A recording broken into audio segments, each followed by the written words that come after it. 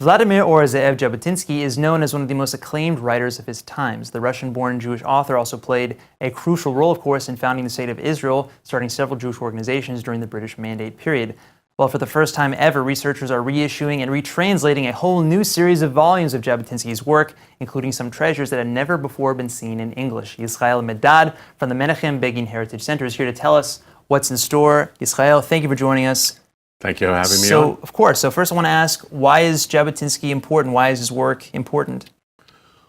It's important because he had the breadth and the depth of an attitude, of a perspective, of thinking of many of the issues that continue to touch upon us today. Sure.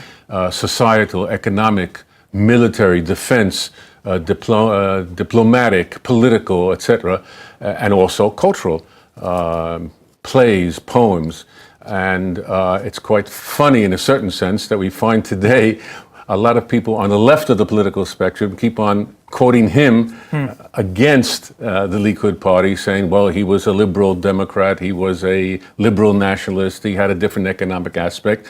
And so I think it's about time that people really got to see the full span and breadth of his writings. Sure. Well, that brings us to this. So what new discoveries have you guys found in all these translations, all these new writings? What do we have in store? Well, first of all, we had a problem.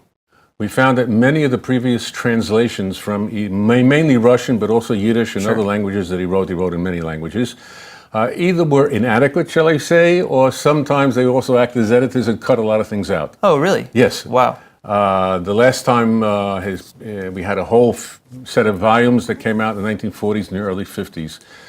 Then we began to discover, through the help of people in Russia, especially in Ukraine, found hundreds of articles of his that he began to write from 1897 until the outbreak of World War I on many Jewish local issues, political issues, social issues, and I just finished, for example, now annotating an article on the birth of a nation, which he went to see in a interesting. In a cinema in London in 1916, and he makes a whole comment, and you think the movie's just been out less than a year, and here's Jabotinsky commenting on the what happened during the time of the Civil War and just afterwards. Wow, that's amazing. And these can't be them, right? This is not, because it's not out yet, right? Not out yet, but we had already 6 volumes. The 7th is already coming out in a month or 2, and 2 more in the works.